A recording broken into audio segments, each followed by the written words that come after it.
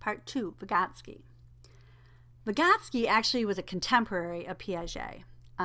They didn't know each other really. They were working at different times in different countries. But they both had the same kind of ideas a lot about child development. But Vygotsky was much more of a social constructivist in the sense that he believed that working with other people and the children's experiences themselves were what drove cognitive development. He also believed, he proposed first that children understand their terms in historical and cultural contexts. So depending on where you grew up, you would develop, your cognitive development would be different. So if you grew up in a literature-rich family, then you probably would be language-rich. If you grew up maybe in a seafaring, hands-on kind of making canoe kind of group, and that's actually who we studied was these different types of like seafaring versus city people. They had a completely different set of cognitive skills that were much more performance-based than verbal-based.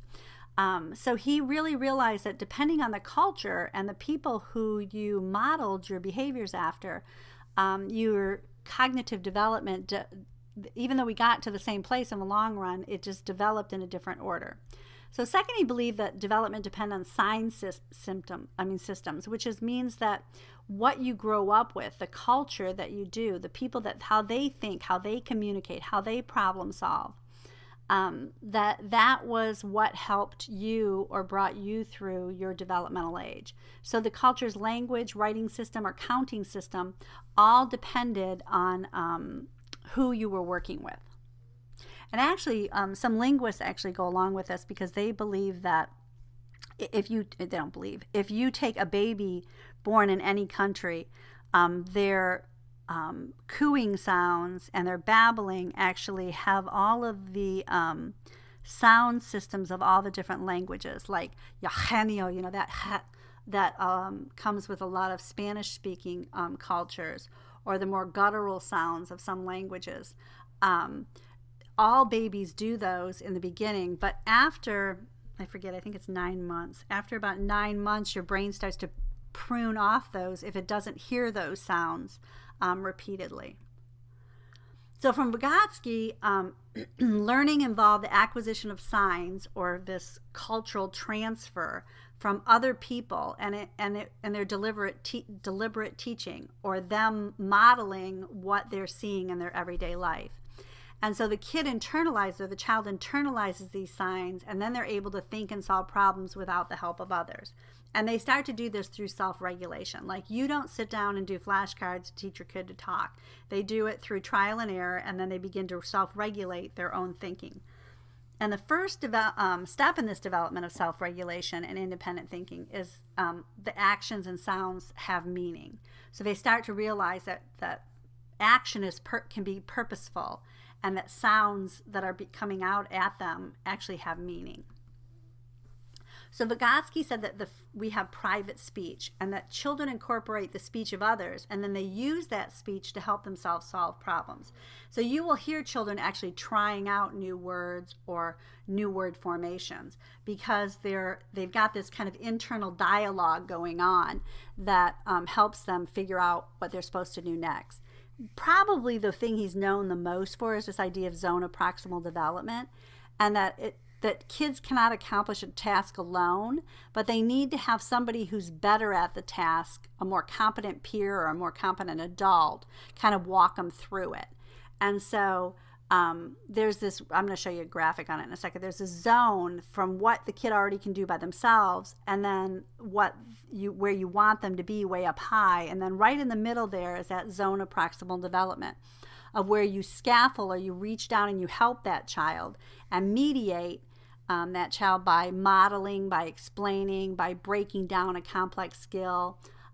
So it could just be modeling where you say it over and over again. It could be you're teaching them, actually, this is the first step you take, this is the second step you take, or explaining why we do something. And that's that mediation. And mediation happens in the zone of proximal development.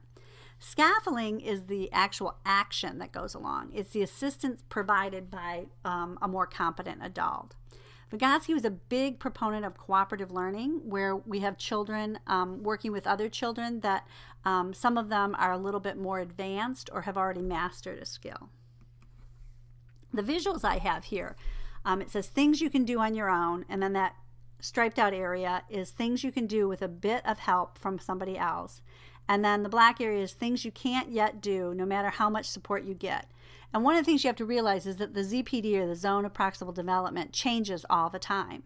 I'll take the bike riding, for example. I use that as an example of scaffolding. Most of you, when you learn to ride a bike, if you learn to ride a bike, you probably had training wheels on it first. And if you didn't, then your parents were holding onto the back of the bike and they were running along with you. And then slowly but surely, if you had training wheels, they might lift them up a little bit so that they weren't touching the ground quite, but they were still there to catch you so you wouldn't fall over until you learned how to balance. And then your parents took the training wheels off, and then they were there, right? They were in that zone of proximal development. And they were running along with you, screaming things like pedal, pedal, pedal, pedal, pedal, and letting go, and you're like, don't let go, don't let go, don't let go. And then they let go a little bit, and then they grab it again, and they let go a little bit and grab it again, and let go a little bit and grab it again. Then sooner or later they let go, and you continue to ride that bike. Well, your parents still aren't doing that, right? But we gradually released you because you got to be better and better as you went. So when you scaffold, and that zone of proximal development will ebb and flow, that sometimes you need more help. Like in the beginning, you didn't need that much help because we had already put on the training wheels. Then we lifted the training wheels up, so I'm helping you a little bit more and kind of get that scare away from you. I'm going to still be there. And then I'm coming back and I'm doing a lot of help when I get to the point where I'm taking the training wheels off. And then as I'm running along with you and I'm letting go and I'm letting go, and a little bit, I'm going to hold you for a long time, and then I'm going to let you go for a little bit. Then I'm going to grab you again until I'm pretty sure that you can go off on your own. And so that's that gradual release. And that's what we're really talking about with learning as well, and ZPD and scaffolding. So that's pretty much what Vygotsky was all about. Some of the criticisms of Vygotsky as well is that children have learned things without the zone of proximal development. And so Piaget, they would go back to Piaget's ideas too. So Bronfenbrenner came along, and Bronfenbrenner's another view of a constructivist kind of view, but he was also into societies and looking at societal influences on the children's learning. So his model is social and institutional influences. And he's talking about like families, schools, churches, neighborhoods. We do know that the neighborhood that you grew up in and the school that you went to had an influence on how much you learned. Your family and your family's degree of support for the educational system has an influence on how much you learn. The neighborhood and the children that you grow up with in those neighborhoods have an influence on your view of education. So there were broader social and political influences, mass media. I say Google has influenced you guys. Because you don't look for information. Like when you Google something, you usually look for the shortest explanation that there is. So you have like a 2-sentence knowledge of, instead of this depth of knowledge. And I tell all my people who are going to be teachers, you can Google something for a general idea, but you're the teacher, so you're supposed to know the depth and breadth. So you have to go a little bit deeper than that. So Bronfenbrenner's main contribution was showing how development is influenced at each level. And he talks about the bioecological approach, which means that it's part biology, but it's also part ecological. And when we talk about that, he's talking about nature and nurture. And he talks about the interconnectedness of children and how those factors influence child's development. In that a graphic on 2.5 in his ecological theory, he shows the child in there, and then he talks about the mesosystem, and that's where your daycare, what your peers are, even your doctor, whether or not your doctor is a hands-on kind of doctor, maybe looks at developmentally at how you're doing. A lot of religions and churches have a big influence. And then we have our exosystem, which is our friends, our family, our extended family, your neighbors, media, your workplace, if your parents work and can bring you to work and stuff like that, community and health and welfare services. So, do you have a doctor that you go to? Are you getting the support that you need? Are you getting the food that you need? And then our macro system, which is those laws and some broad ideology And it's the culture and our subculture and our social class. So it's like, how accepting are we of different, ethnicities? What kind of laws has our lawmakers made? The last part about this is how does language and literacy develop? And every child develops a little bit differently. I talked already about the idea of schemas and cat and dog and the whole schema. Well, that's pretty much how language develops as well. Kids start to make schemas that they start to associate with words. And the more schemas they're around, or the more experience that they have, the larger their vocabulary usually becomes. And that also, as Bronfenbrenner would say, depends on your socioeconomic status, because we've definitely found that there are different levels of word formations based on your socioeconomic status. Like children of middle class to upper class socioeconomic status have more higher vocabulary than children that are in the low SES. So children start to learn oral language by babbling, and they do the babbling, and then they start to imitate and model some of the other parent words. And we get the idea that oral language starts to develop that way. So I always say to parents, when you're a parent, you're going to have to narrate your world. Like, you're going to look kind of like you're schizophrenic in the sense that you walk around and talk to yourself. You're going to say things like, oh, look at the green plant. Oh, isn't that a pretty green plant? Oh, feel the green plant. Oh, that's not a real green plant. That's a fake green plant. Let's feel the real green plant. And you're going to talk all the time to your kids. Look at the yellow ball. See the yellow ball? Wow, look at that yellow ball.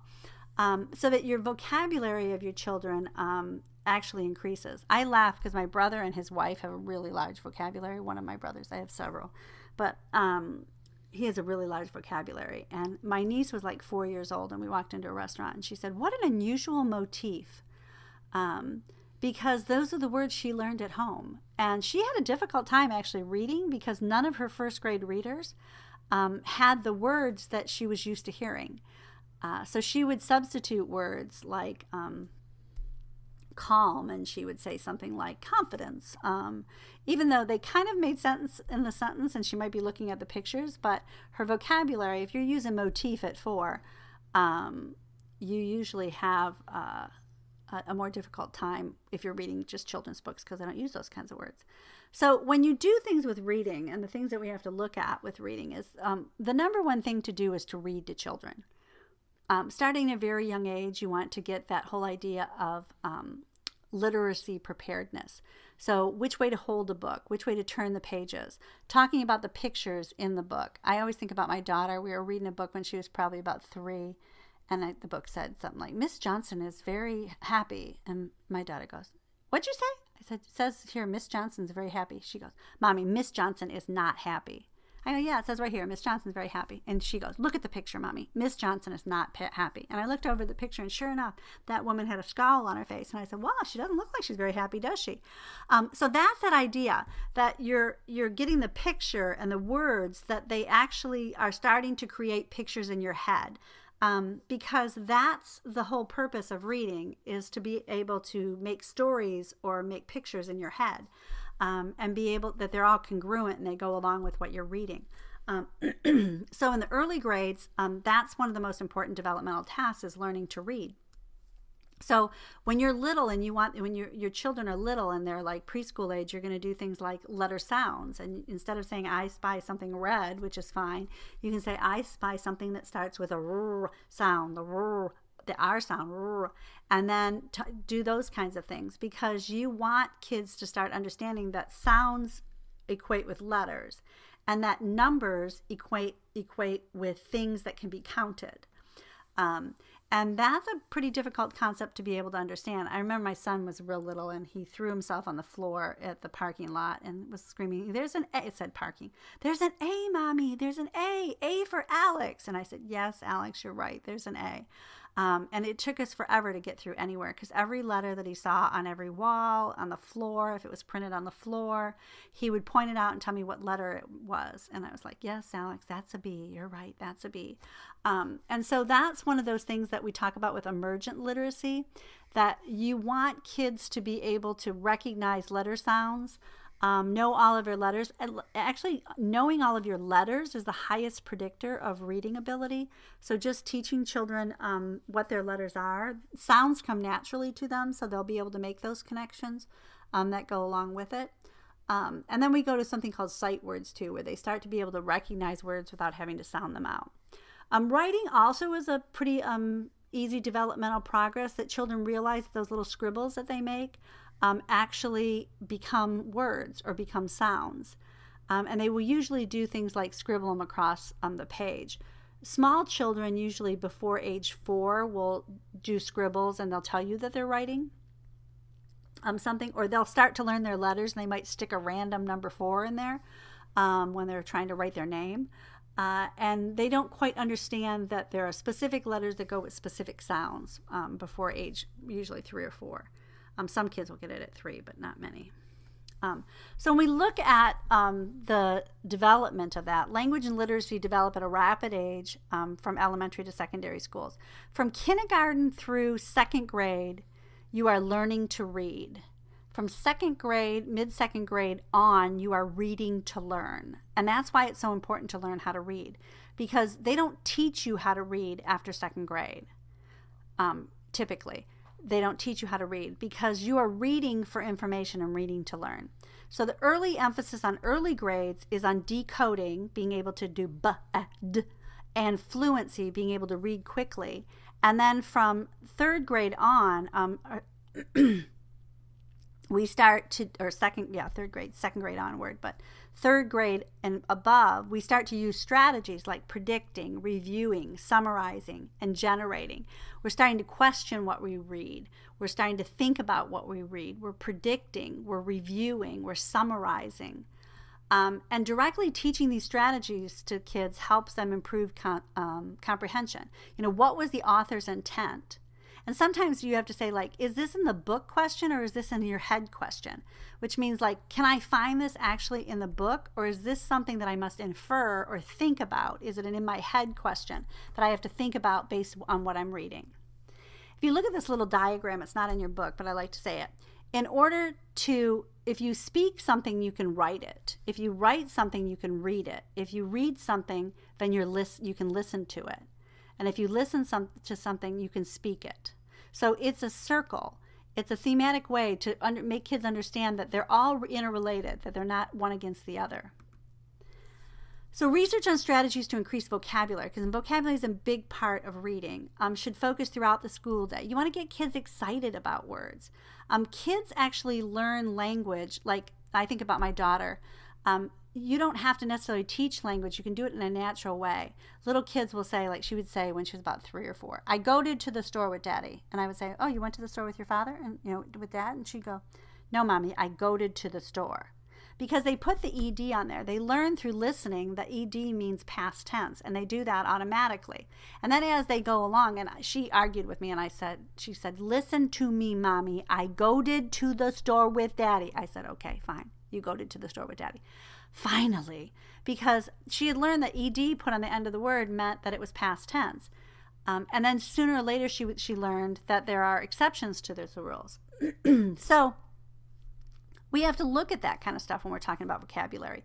We just kind of give suggestions. We teach kids new words. I remember teaching her, my nieces, parched when they were about 4, because they said they were very, very thirsty. And I said, oh, you're parched. And my niece would go, oh, my tongue is very, very parched. So you want to teach words that are frequently used and then broadly used. You want to teach them about words that they would know. You want to give them opportunities for new vocabulary in their writing and their language. So that means you brushing up on your vocabulary.